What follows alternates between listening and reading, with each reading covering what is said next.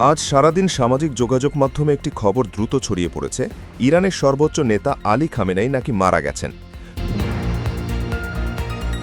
Facebook, YouTube, TikTok সব জায়গায় বিভিন্ন পোস্ট, থাম্বনেল এবং ব্রেকিং নিউজ আকারেই দাবি করা হচ্ছে। কিন্তু প্রশ্ন হলো, এই খবরের সত্যতা কতটুকু? প্রথমে আমরা স্পষ্ট করে বলছি, আয়াতুল্লাহ খামেনাইর মৃত্যুর খবরের কোনো নির্ভরযোগ্য সরকারি ঘোষণা এখন পর্যন্ত পাওয়া যায়নি।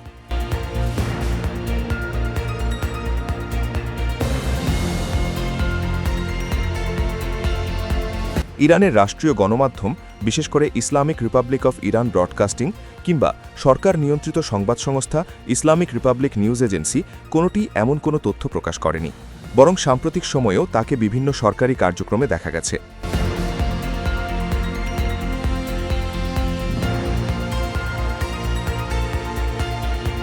আন্তর্জাতিক সংবাদ মাধ্যম যেমন রয়টার্স এবং আল জাজিরায়ও তার মৃত্যুর বিষয়ে কোনো নিশ্চিত প্রতিবেদন প্রকাশিত হয়নি। ফলে এটা স্পষ্ট, বর্তমানে যে খবর ছড়ানো হচ্ছে তা গুজব হিসেবেই বিবেচিত হচ্ছে।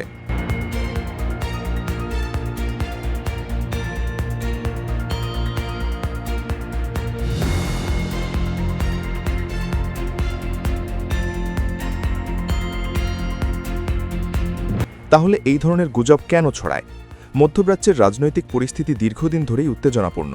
ইরান, যুক্তরাষ্ট্র এবং ইসরায়েলকে ঘিরে যখনই উত্তেজনা বাড়ে, তখনই সামাজিক মাধ্যমে বিভ্রান্তিকর খবর দ্রুত ছড়িয়ে পড়ে।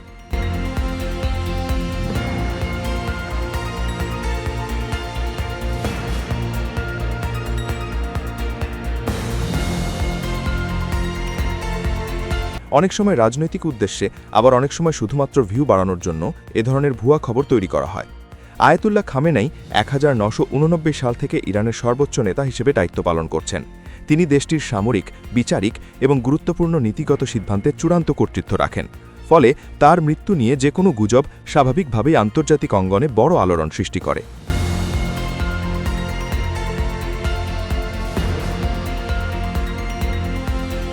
বিশ্লেষকরা বলছেন, এই ধরনের খবর যাচাই না করে শেয়ার করা হলে তা কেবল বিভ্রান্তিই বাড়ায় না, বরং রাজনৈতিক অস্থিরতাও তৈরি করতে পারে।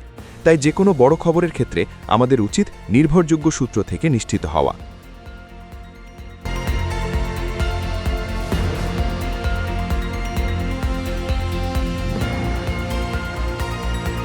সুতরাং বর্তমান পরিস্থিতিতে বলা যায়, আয়াতুল্লাহ খামেনাই মারা যাননি।